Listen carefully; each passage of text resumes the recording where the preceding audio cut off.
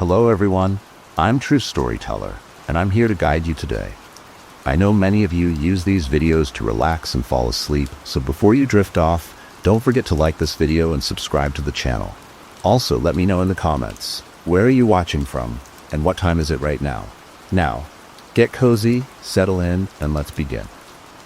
In the heart of New Orleans, Louisiana, stood the Devereaux Manor, a sprawling colonial house shrouded in mystery and dread. Locals whispered about the house's blood-stained history, a mansion that had seen decades of despair, death, and inexplicable disappearances. Despite its picturesque exterior, no one dared to live there. It was said that those who entered the house never returned the same, or didn't return at all. A dare that changes lives. One stormy night, a dare brought a group of 4 thrill-seekers to the gates of Devereaux Manor. Driven by social media clout and the promise of overnight fame, they were determined to prove the legends wrong. What they didn't know was that their journey into the house would uncover dark secrets and a miracle so profound that it would rewrite their lives forever.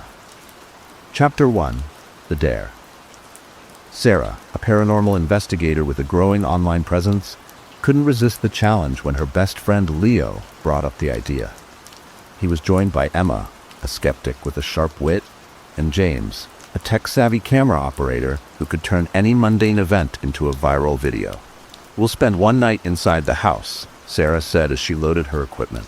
"We document everything, debunk the myths, and emerge as legends." They arrived at the house just before midnight. The air was heavy with humidity, and the rustle of Spanish moss in the oak trees sounded like whispers. The house loomed before them, its broken shutters swaying in the wind.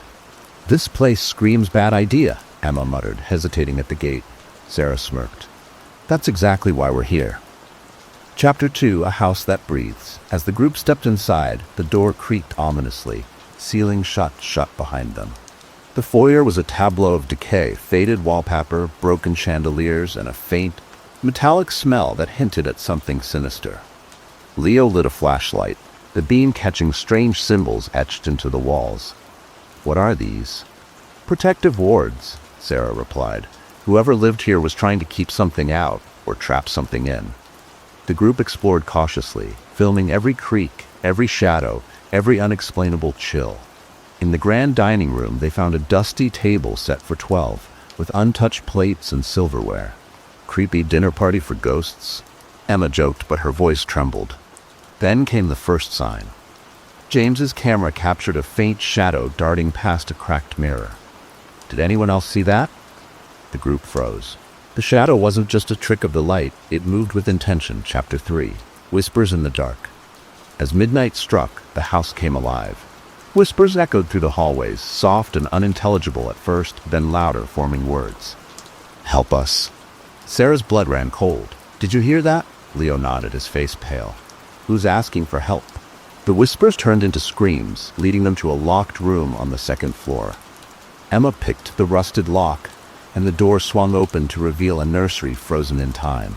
A rocking horse swayed on its own, and the air smelled of lavender and decay. On the crib, a note lay scrawled in blood-red ink. "She mustn't escape." "What does that mean?" Emma asked, her voice shaking. Before anyone could answer, the door slammed shut behind them. Chapter 4. The Entity Revealed. The group spent hours trying to escape the room, but the house seemed to shift, its walls closing in like a labyrinth. Sarah, ever the investigator, began piecing the story together. "This house belonged to Eleanor Devereaux," she explained. "She was accused of practicing dark magic and cursed to haunt this place forever. But what if she wasn't the villain?" A chilling laugh echoed. The temperature dropped, and a figure began to manifest in the corner of the room. A woman in a tattered dress, her eyes burning with rage. "You dare disturb my prison?" the specter hissed. "Prison?" Sarah asked. "You're trapped here?" The ghost's rage flickered, replaced by sorrow. "Yes, betrayed by those I loved. They bound me here with lies." Chapter 5. The Miracle. The group realized the house wasn't haunted in the traditional sense. It was a cage for Eleanor's tortured soul. Her cries for help were cries for justice. "Free me," she begged, her translucent hand outstretched. "But beware, my captors do not wish for me to escape." Suddenly, the house trembled violently. Shadows emerged from the walls, malicious spirits bound to the house to guard Eleanor. A frantic battle ensued. The group used their wits and Sarah's knowledge of occult symbols to fend off the entities. In a moment of clarity, Sarah remembered the wards they had seen earlier. "We need to break the sigils," she shouted. They split up, frantically erasing the markings. One by one, the shadows weakened and Eleanor's form grew stronger. Chapter 6: The Escape. With the final sigil destroyed, a blinding light engulfed the house.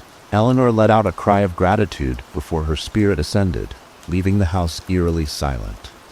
The door swung open, and the group stumbled outside just as the first rays of dawn pierced the sky. Behind them, the house groaned, then crumbled into rubble as if it had fulfilled its purpose. "Did that really just happen?" Emma asked, her voice hushed. Sarah nodded, tears in her eyes. "She's free now, and so are we." Months later, the group shared their story with the world. The footage was raw, unexplainable, and undeniably real.